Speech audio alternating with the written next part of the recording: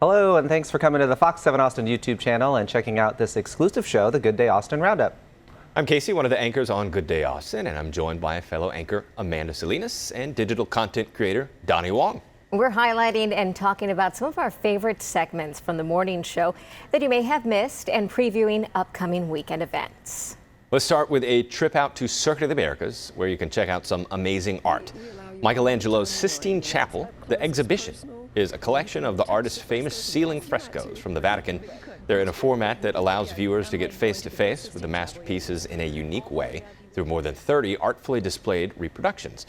Have either of you seen the real thing? I have never seen the real thing. I have not. Amanda, have you been? I have seen the real thing. I was going to say, many years ago. Yeah, I remember going to Vatican City and seeing it. It doesn't, but I guess it didn't make much of an impression on me because I don't quite, it doesn't stick in my mind the way other things in Vatican City and in Rome. Yeah. It's probably a big crowded room, right? This was a long time ago, though. I mean, probably 30 years ago when I was 15 or something. Oh, okay. Like well, yeah, then it's been a long time. It's hard to remember places you went to as a teenager, I think. Yeah, it's a whole different perspective. So what do you remember about going to the Vatican? I remember I remember the outside of the Vatican, you know, where the Pope gave mass during COVID, where they would do so outside.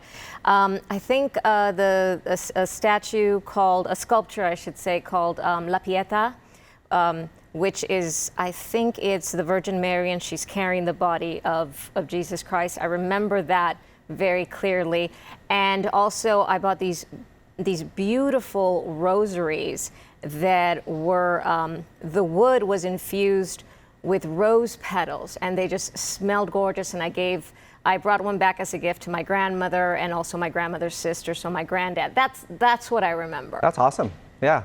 No, the Vatican is definitely one of those places I want to visit. I feel like there's so much cool stuff there, so that definitely makes me want to go.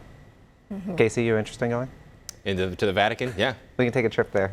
Yeah, I need to take a trip anywhere right now, honestly. Let's see if Fox 7 will fund that trip for us, and we can make some content out of it. We'll do a roundup from the Vatican. Good Day Austin Roundup on the road bring from back the Vatican. So much content that it's just going to be amazing. All right, well, we'll present it to the bosses and see if they'll. Yeah, we'll see. We'll report back next week. Highly doubt it, but we'll see. All right. Well, I don't need to remind everyone that it is definitely very hot outside, and of course, one of the best ways to cool off is to head out to the lake if you can. And if you don't have a boat or a friend with one, Float On offers rentals for a variety of activities, including wakeboarding. And that's what Tierra Newbaum got to do. She got details from there about their rentals, which also includes Austin FC's Diego Fagundez's brand new wake surf boat, which I think is pretty cool. She also tried out wakeboarding, as you can see, for herself, and she got a lesson from Carolyn Crockett with Lake Days Boat Rentals and Lessons. And I mean, I'm looking at her, and I think she did a pretty good job, but I don't think she was prepared for what happened during her live shot. Okay, time out. What do they need to bring? Do they need to bring their board? Do they need to bring their life jacket? What's the best way to prep for a day with Float On? Yeah, we're going to go back and grab her. Yeah, so really we'll just do instructions out here. Sorry. We're not getting pulled. This is just live TV happening. Do we know what's happening? No, unfortunately we don't. I don't know where that sound is coming from. So I don't know if you guys heard it, but she's like, you know, live TV, do we know what's happening? And the guy's like, I don't know. Turns out, if you watch later on, in our live shot later, turns out it was a bullhorn, I think, because the woman, Carolyn, who was like teaching her how to wakeboard, uses a pink bullhorn, and I guess it accidentally got turned on. Yeah, Tierra thinks that perhaps her photographer G, who was on the boat with her, they think that when he took a step back to get the shot, he may have hit the bullhorn and turned the siren on. that could be what happened. But I was the one who was chatting with her during that live shot, and immediately the first thing that comes to mind is, oh my gosh, Lake Patrol So I thought is too. out there, but Have your no. license and registration, Mr. It wasn't that. I mean, I was like, are you sure that boat's not stolen? Yeah. it's not. It's the alarm going off. Yeah, it was pretty funny. I think, you know, It was made a for good moment. TV. It was, yeah, good TV. Good moment. She did well. So you may not have known, but July 25th was National Wine and Cheese Day. Not a holiday, but I think all of us around here think it should be. Should And be. Tierra, who gets all the best assignments, got to head out to two celebrated hotspots. First, she was at Antonelli's Cheese Shop, which has been a favorite destination for cheese lovers around the world since 2010. And she checked out Neighborhood Vinter, a new wine bar and wine shop in Westlake. It has more than 1,000 wines by the bottle for purchase and a curated selection of wines to taste at its bar. Do you guys have a favorite wine and cheese pairing? Do you think about it? Casey, I'll let you go first. I'm not so a I big can wine think. guy, but I did do a cheese class with Antonelli's the day that the winter storm started a couple years ago. The Valentine's Day, that's what we did for Valentine's Day, and the snow was coming in, so it was a cool class to take. The next day was not good, but we did chocolate, and it was a chocolate and cheese class. That's what it was. Oh, interesting. Chocolate and cheese pairings. And yeah, we had a little bit of wine, but I'm just not a big wine guy. I love brie cheese, so any wine you can pair with brie cheese, I'm on board with. Okay. I don't know if rosé and brie go together. I don't know yet. I don't know. People out there watching. I mean, it's like I know that Kendall explained it. She said, don't think too much about it. What you like is what you like. So you don't have to listen to any rules. But she said if you do follow anything, it was something about think about balance. If you have something that's very salty, then maybe go for a wine that's a little lighter. But Antonelli's, Kendall and her husband are just great people. I love their shop. They've had so much success and are truly very nice people. Yeah. Tiara highlighted a few cheeses during our live shot, and I'm like, definitely going to try those. They looked really good. Yeah. Well, Casey and I got a chance to check out another great spot here in Austin. It's the restaurant Intero. The Italian spot is featuring corn in its summer menu with several unique dishes. Into an ash and incorporate that into the pasta dough. That's going to give us a nice kind of smoky flavor and that really striking appearance. So I'm going to go ahead and toss that in our boiling salted water. You definitely want to salt your water when you're cooking pasta at the house. And then give it a nice little stir so those little noodles don't stick together. All right. Now while that's cooking, over here I have our grilled corn and a little bit of a sauce made with some aged Gouda cheese. It's got a really creamy consistency, super delicious flavor. Right? Once that pasta is done, we're just going to go ahead and take it right out of the water. Toss it in with our corn and cheese sauce and give it a good mix. Get it all nice and incorporated. Do a little toss or two, just to be fancy. Right? You're pretty good at that. I dropped a little corn, but you know what? And then to finish, we're just going to kind of twist that pasta up into a nice little bundle. Pour that delicious corn and cheese mixture all over the top. And then finally, Is it chive time?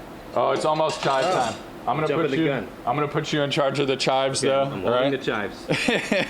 And then this is a little bit of chili oil that we make here in house. We'll just kind of drizzle that over the top. We'll give it a little bit of a pop and kind of reinforce that smoky flavor we have going on.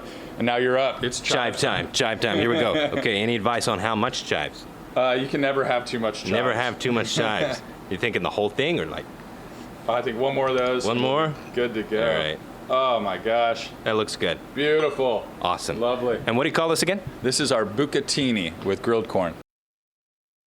I'm glad that he told us what it was, because I forgot what it was actually. A bucatini. A bucatini. A bucatini with a lot of chives on it, if you can't see from the photo. Yeah. It was my fault. No. So yeah, I think I don't know, Casey, correct me if I'm wrong, but I think Chef Ian said that pasta has like corn husks in it. Yeah, that's why it's so corn husks dark. in it that was like smoked, and that's Yeah, why it gave it its black color. Yep. Yeah, it was the ash from the corn husk Yeah. that Yeah. are Yeah. infused. I remember because it sounded incredible to me, and all that food, and I'm like, Yeah, we got to try it a good. little bit. It was very good. And then he also made a panna cotta with corn was in it. I really think there was good. like corn on top or something like that, if I remember correctly. And that was delicious. We had that. And then also there was a drink they called the Inconceivable after the Princess Bride, and that had some corn in it and like some egg white. And it was all very good. I would never imagine that corn can be used in that many ways. Yeah. Corn's a cool thing. I know. So. My wife couldn't have any of that stuff because she's allergic to corn. Oh. Well, she'd have to go in and maybe not try the summer menu for your wife then. Wait till the fall for my wife. Well, on the subject of food, we had etiquette expert Diane Gottsman on for our regular Monday Manners segment, and she talked about when you should send food back and when you shouldn't when you're dining out. The top reason she mentioned was if there's too much of a good thing, as she called it, like the dish has too much salt or garlic. You can't stomach it. You know it's wrong. You can call the server back and ask them and explain to them kindly, respectfully, that it's a little bit over seasoned. Would the chef mind trying again? And that's how you say it. You don't chastise them. Yeah. Other reasons Diane mentioned include dishes being overdone or undercooked and getting an entirely different dish, allergies and restrictions, and foreign objects. Like a hair or something like that. It's definitely a reason to bring something back, yeah. She says to do it discreetly, though. Diane says some reasons to not send it back include liking someone else's food better, getting too full on bread, or deciding it was too expensive. I'm terrible at this. I was just telling a story the other day about how I went to a restaurant and it was way too salty, and I did not say anything about it. Because I don't know, salt's like a preference for people. And I was like, maybe everyone else would say it's perfect, and I just find it too salty. But yeah, I don't know if I would send it back for that. Yeah. Well, now you can. It's true. Say Diane Gottsman said that we could do it. In a nice way. In a nice way, yeah. I don't know. I've rarely sent anything back, though, even if it's like, and I have an allergy, and I sometimes will just pick around it, or I don't know. I feel bad about sending things back for some reason. I don't know why. I will send things back if it's undercooked or overcooked. That's when I've sent things back. If it's just the wrong order, that's the main reason I send it back. I've eaten the wrong order before. You've eaten the wrong it's fine. You're like, oh, this is better than what I thought. Yeah, it's not what I necessarily wanted, but it's fine. It's okay. It's fine. I don't know. Yeah, like I said, I'm the worst, so I should take some lessons from Diane Gottsman. And now for some upcoming events that you should check out. The Desert Door nonprofit Wild Spirit Wild Places is holding its second annual fundraiser, Hullabaloo 2, at 310 ACL Live on August 3rd. The nonprofit is dedicated to the restoration and preservation of wildlands across Texas and the U.S. The fundraiser will include a special documentary film screening, a musical performance from 2 Tons of Steel, and of course cocktails made using Desert Door's signature Texas oil. And we can't forget to mention the reason we are seeing our Tierra Newbum on the screen is because she is going to be emceeing the event.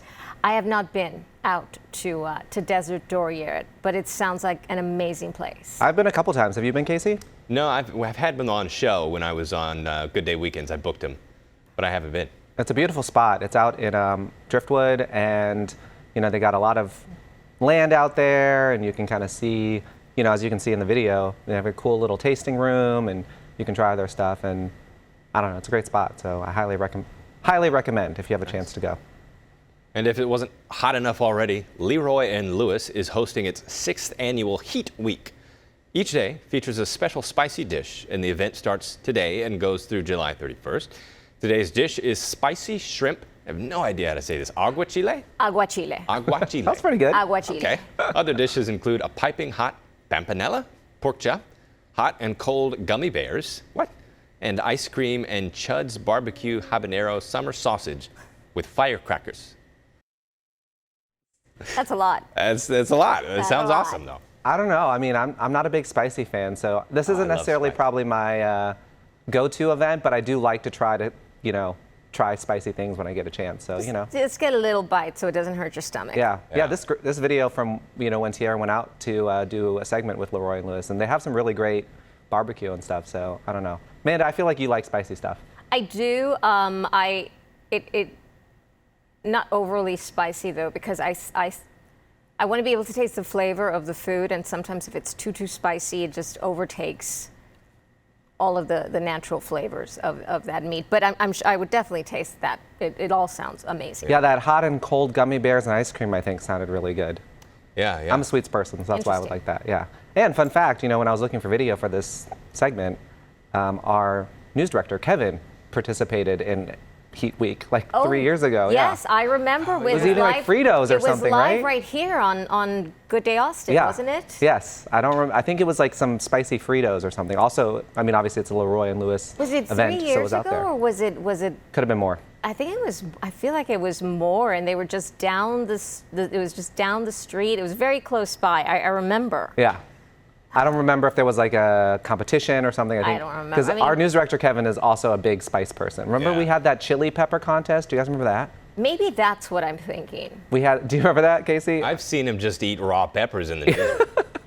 We had someone brought in like these very spicy peppers, And so we decided in the newsroom that we would have like a spicy pepper eating contest. And I think G, our photographer we mentioned earlier, and like Kevin and a couple of our producers and one of our anchors all got together to see who could handle the spicy peppers. I don't know. If you really care enough to watch, I think it's on our Facebook page somewhere. Yeah. From a very long time ago. So. From a very long time ago.